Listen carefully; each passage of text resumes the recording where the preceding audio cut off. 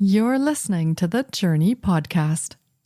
How can becoming your own foundation transform your life? Don't miss today's inspiring discussion. Hi, I'm Petra Brunbauer, and with decades of experience with sadness, pain, anxiety, and stress, I finally figured out how to leave all that behind.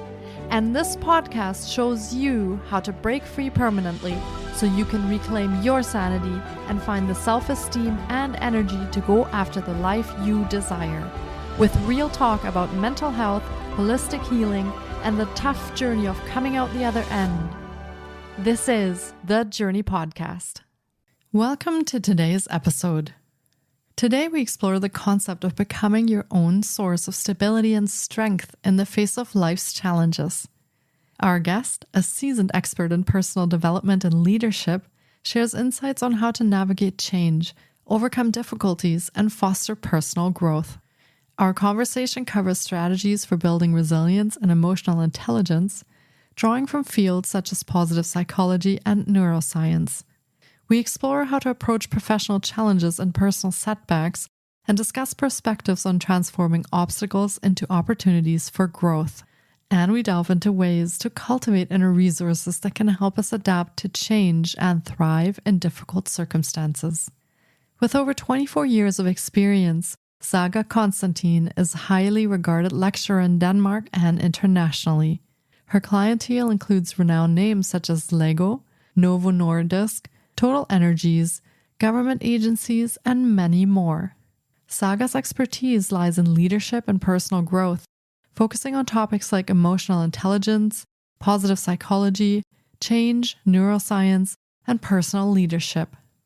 She's the author of 8 books, including her new release, Be Your Own Rock, which explores dealing with change, challenges, and difficulties.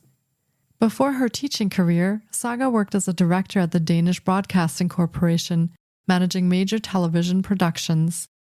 She's a trained psychotherapist and has developed the Essence personality test. Saga's extensive psychological knowledge, hands-on experience, and ability to convey her message with passion ensure that attendees leave with concrete tools and new knowledge applicable to their everyday lives. Here's my interview with Sagar Constantin.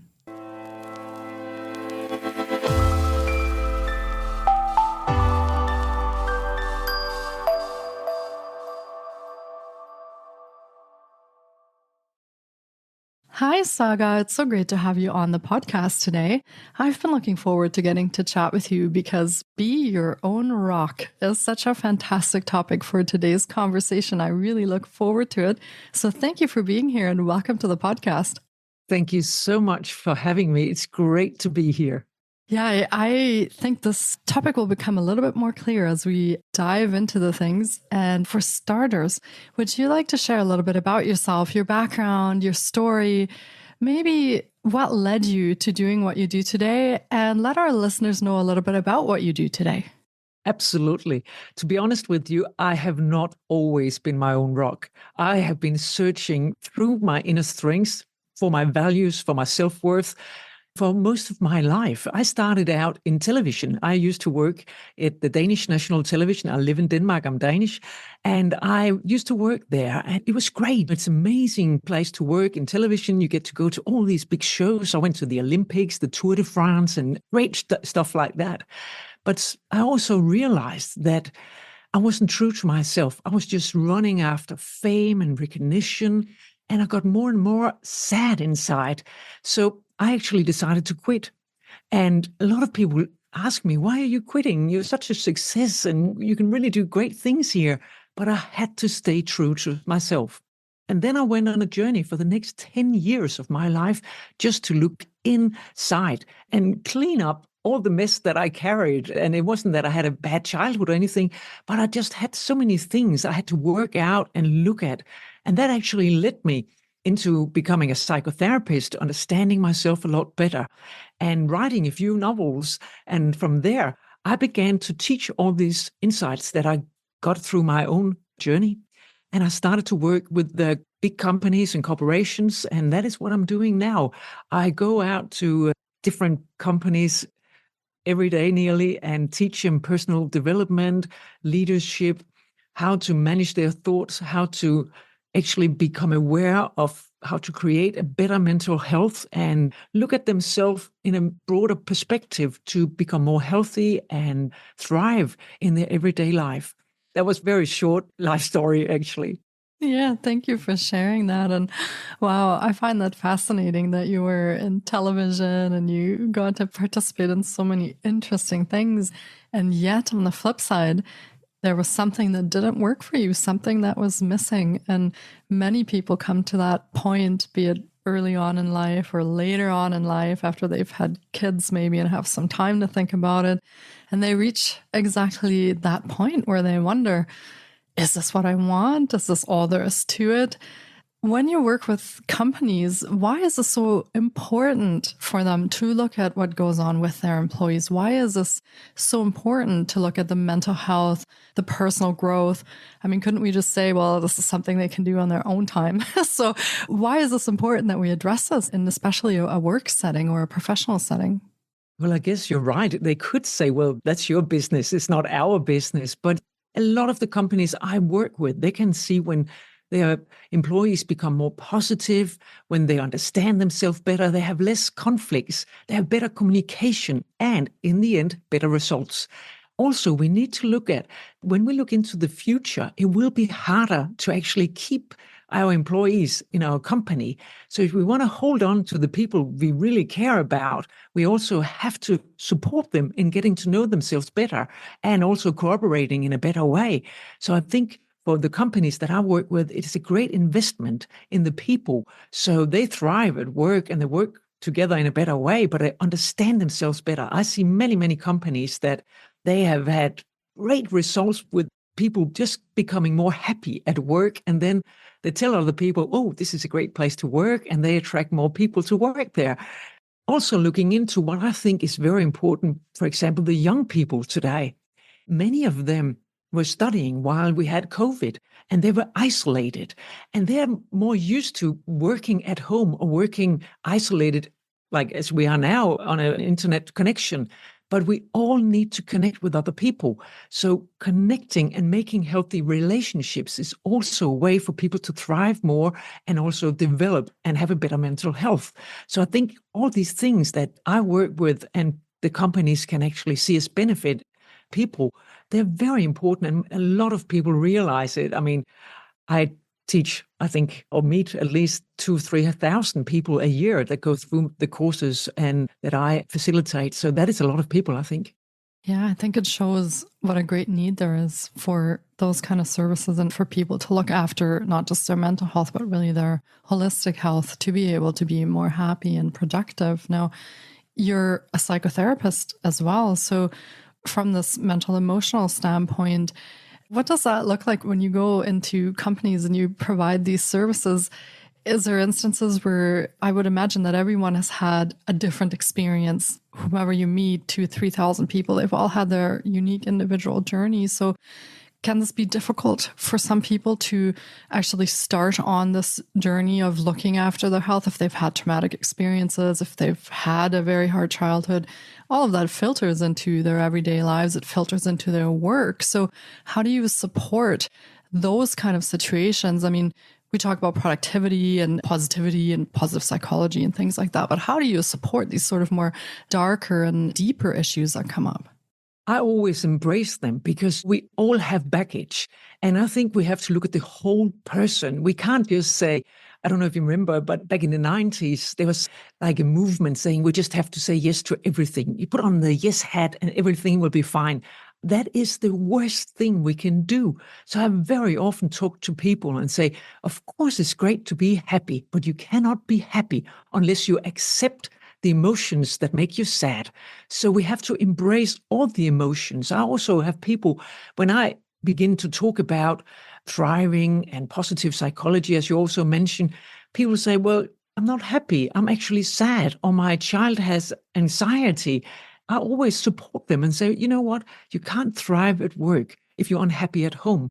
So what I do, I always embrace both the private side and the professional side. And a lot of the people that attend my courses, they say, I'm going to use this at home. I'm going to go and teach my kids or my husband or my wife. And I say, you do that. Because for me, all that matters is that you use it and you become more aware of yourself, your patterns, your thoughts, your behavior, your emotions, because that is everything that you contain, and we have to accept all of it. Some people say there are positive emotions and negative emotions. That is the easy way to kind of address it, because all emotions are equally good. We need all these emotions. Happiness is a positive emotion, or anxiety, what most people say, I don't want that. But if you push away one emotion, you cannot have the other. We have to embrace all of it. And I think it's so important that we begin to look at all of this, and I have to accept it all. If something inside me is my enemy, I'm fighting myself all the time. So I have to become friends with whatever is happening inside of me. And it can be thoughts, it can be behavior, it can be emotions, but you have to face it. And usually I also find that when I talk to people and I can address it and I can put it into words, it's not that dangerous, because inside of us, when we're not talking about it, it can just grow bigger and bigger and bigger. But when we start to say, what is it exactly? For example, let's say a person finds it hard to set boundaries and they tell me, I can't set boundaries. And I'm saying, well, that's not true. I'm sure you're good at setting boundaries, but you have to look at where it is exactly you are afraid of setting boundaries, because it's not all the time with everybody. It can be a very specific person that reminds you of your father or a school teacher or whatever it is, but it's not with everybody and it's not in all situations. So being more specific can actually help people narrowing down what is it I'm scared of. And if I just add another thing, I think it's really important, is that it's usually the unconscious fear that tackles us. It's the fear we're not aware of.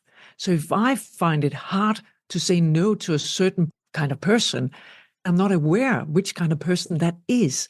Becoming aware of it makes me level with it, and I can easier deal with it, because now I can actually see what I'm afraid of and I have a choice.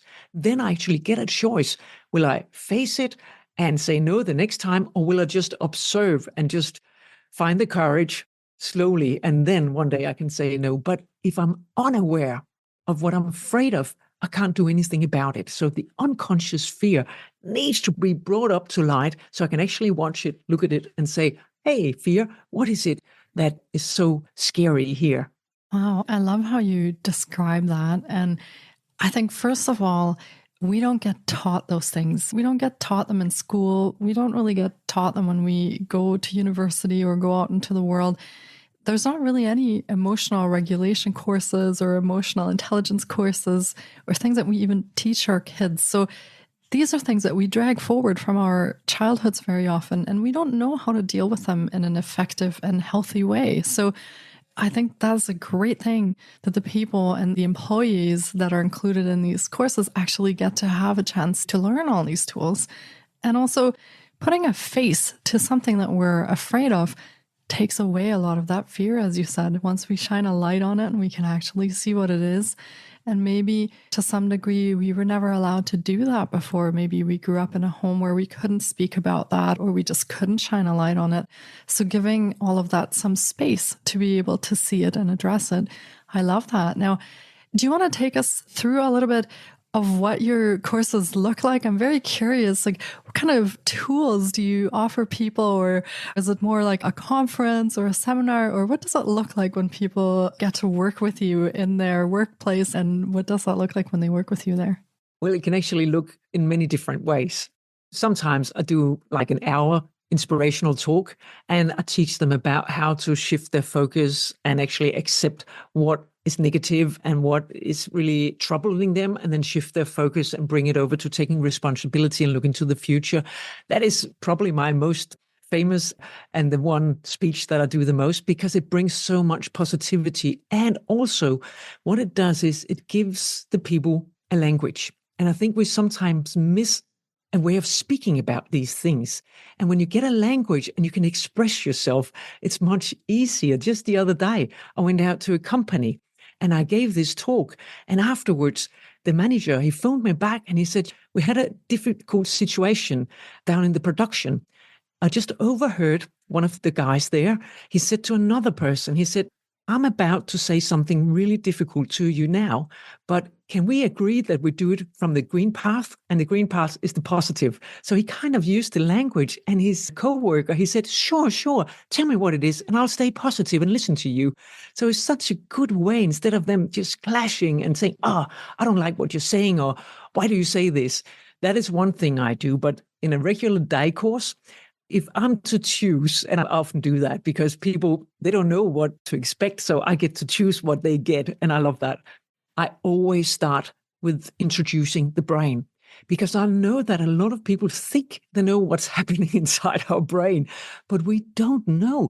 And it's so simple when we begin to understand how the brain functions, because we have, for example, a survival mechanism that is fight, flight, or freeze. And I know a lot of people, oh, yeah, we heard that before. That's true. But do you know what it means? Do you actually know how it works when you go out with a friend, if you talk to your kids, if you are in a situation where you're surprised by something? Do you actually know what it means to use fight, flight, or freeze? I can just sum it up quickly because I think it's so important. We have these three survival mechanisms. And when we're under pressure, when we're tired, or something surprises us, it's easy to go into this part of the brain because it's cheap and it's fast. And we do that also more and more because we're overloaded with information. We work long hours and we don't understand often what happens. There's so many changes in the world.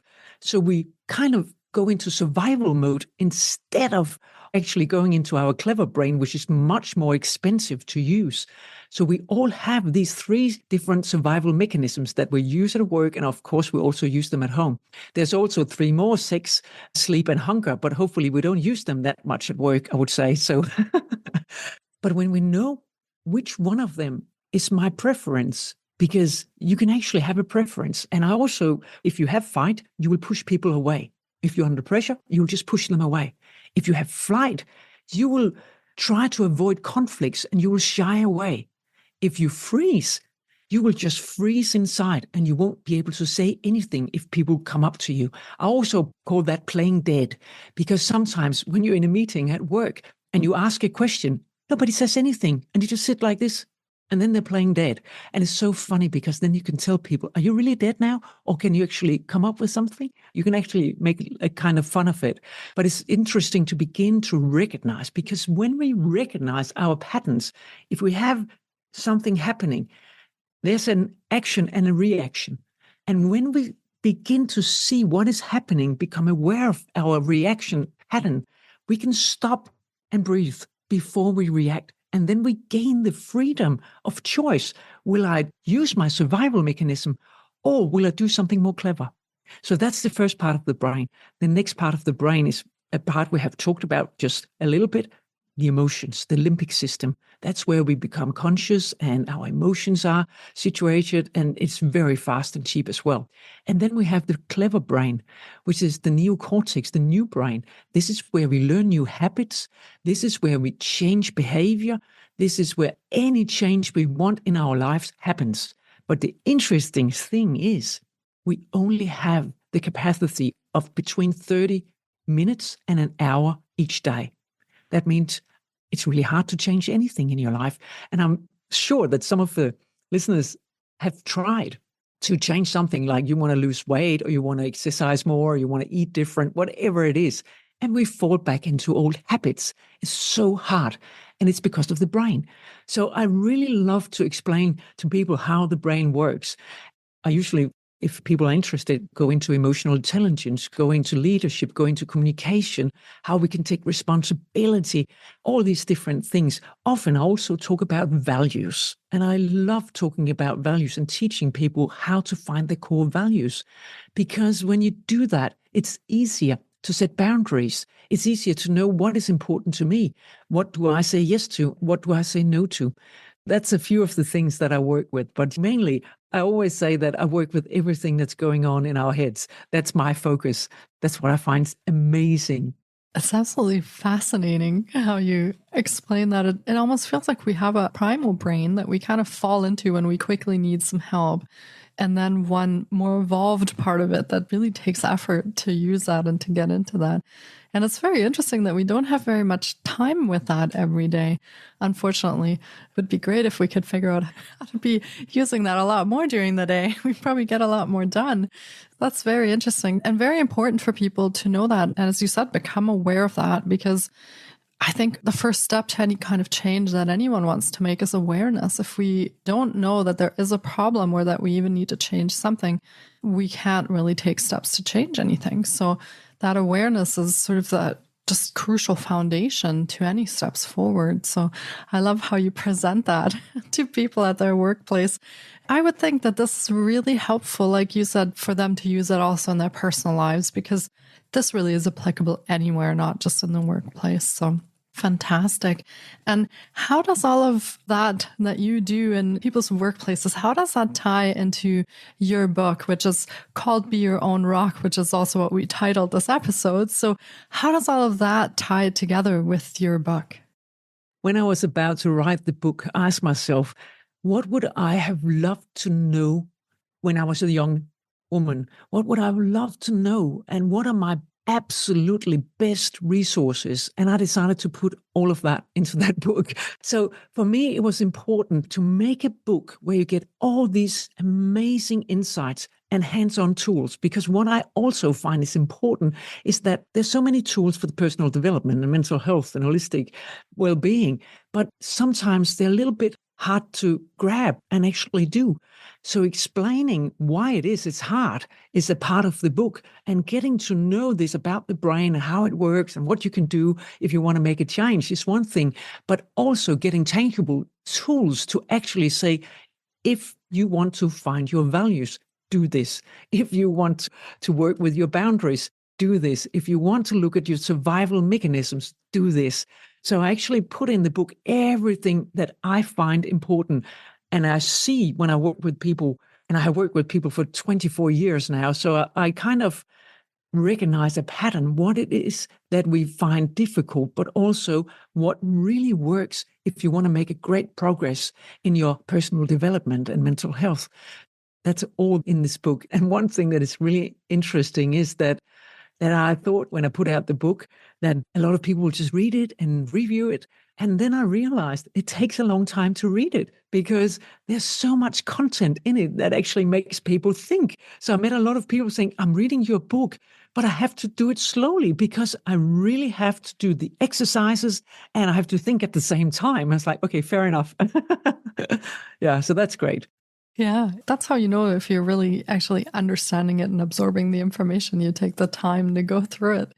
You work with corporations, so unfortunately for our listeners, they can't just call you up and work with you. They would have to ask their employer to contact you and work with the company. But you have a lot of amazing resources available that our listeners can tune into. You've written several books. So what is available for our listeners in the sense of resources that are available for them in your books? There's a lot of awareness tools. I have written 3 novels, and if the listeners enjoy a great story and at the same time like to become a bit more aware of their own patterns, their own lifestyle and themselves, they are great. There's a 1, 2, and 3. It's a trilogy until now. So I have to read the first one first, The Life it's called. But that's an entertaining story where you actually learn a lot about yourselves. Be Your Own Rock is a nonfiction book where you can actually dive into all these tools that I teach on a daily basis. And you can actually get all the tools, you can get all the insights. But with the book comes also a free workbook that is over 50 pages you can download and do the exercises as you go along. Also, there's a free personality test, because I find that knowing your personality is also a great resource when you're dealing with other people. Doesn't matter if you're your kids or your partner or your friends or your colleagues.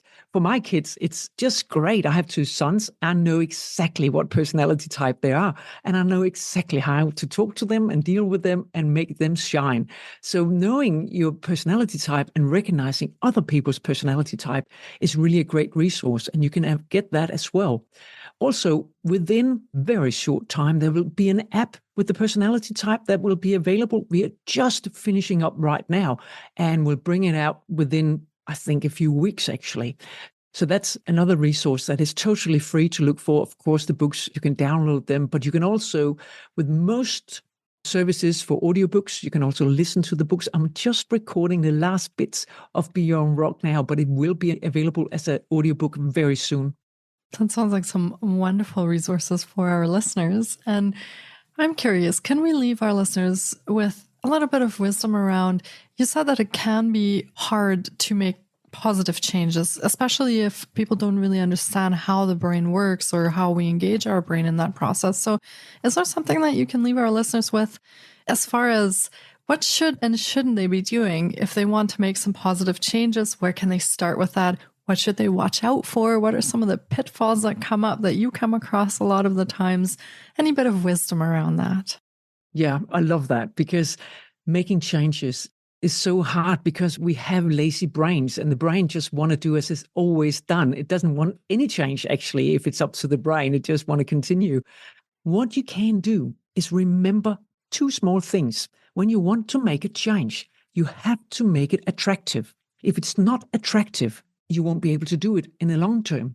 You will give up because you're not motivated about the change you're going to make. Let's say you want to exercise more and you decide you want to run 5 kilometers.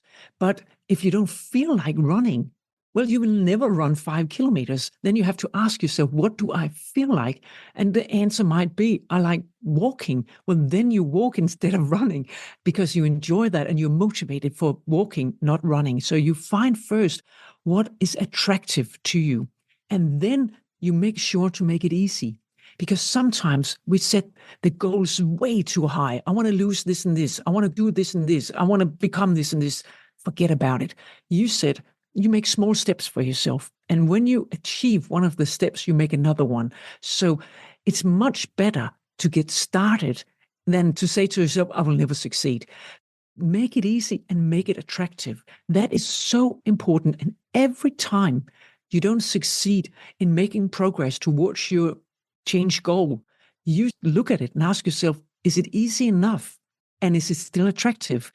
And the answer will be no. If you give up or you don't do it, it's because it's not easy enough. And sometimes you can be amazed because sometimes you are surprised how lazy we are. I had a company where, just a short story, they were going to use some new machines and they were quite heavy and they didn't want to use them. And the manager said to me, why aren't they using these new fabulous machines? And I said to him, do they know how to do it? No, they don't know how to use them. First, you have to make it attractive. They have to know how to use the machine. And they learned. So that was great, but they still didn't use them and bring them with them on the road. And I said to him, are there any space in the car for this new machine? And he looked at me and he said, no, the old machine is there. And sometimes it's so simple. Of course, you have to remove the old machine to bring the new one. But we forget to look at the simple things that are obstacles on the way of getting where we want to go. So make it easy, make it attractive. That is key to remembering when you want to succeed with a change. Yeah, some great points there. Thank you for sharing those. And as a last point, I'm wondering, so there are different motivations that people have, obviously, for wanting to make change. And some of them, I guess we call them the towards. So we motivate ourselves, oh, I want to lose weight because I want to look great, or all these positive things. And then there's the away from, so I want to lose weight because I don't want to get diabetes, or sort of the negative pieces. What do you find that people respond to better, sort of the more positive motivations or the more fear-based motivations? Where do they generally succeed better? When it comes to illness, usually it is the fear. And when we get to that point, it is really serious. So up until when it gets really serious, it's usually the go-to, I want to do this, I want to do this. But still, a lot of people never get it done. I want to quit smoking. Yeah, but I might just smoke one more cigarette or whatever. I want to lose weight. I'll start Monday. No, next Monday. It's raining, whatever it is. If we don't bring it down to why am I really doing this? What will I get out of it? And what does it mean to me? How can I support myself? What easy steps? For example, if you want to exercise, you can't just say, I want to go for my walk on Monday. You need to know where you're going, who you're going with, what time you're going, what are you going to wear if it rains? So you have to break it down into very small steps and be very specific. And I think that is really the key. So yeah, going towards is usually easier because then there's no danger going away from. It's usually because of illness and something is at stake if we have to not do something, really. Yeah, at that point, I feel like we've passed the preventative stage and we're more in the reactive stage because something happened and we must have a change. So yeah, that's a great point. And of course, we will be linking to all of Saga's offerings, her books, and so you can check those out in the show notes as well. And we'll be putting some links as to where people can purchase your books. And maybe we should let them know what order they go in as well, so they know what order to read them in, since some of them build on each other. So we'll put that in the show notes for our listeners. And listeners, I would highly recommend that you take a look at the books and then let us know what you found. Let us know how these experiences affect your own lives, your work, your personal lives. Are you finding nuggets in the books that you're applying and that you're finding helpful? So let us know. Hook up with us on Instagram or send us a message and let us know how you're making out if you do end up purchasing one or more of the books. I'm always curious to find out how those things work out in real life and how this affects our listeners and what they find. So thank you for sharing all of that. And I just want to say this has been another wonderful episode. And I find that we give a good look at how the brain works with change and how we can make change to better our own mental and physical health, how we can apply that in life. And I have really enjoyed my time with you today. So thank you so much for bringing all this wisdom that you have put in your books and in your classes and programs here today to share that with our listeners. I truly appreciate that. And thank you so much for being here today and talking to us.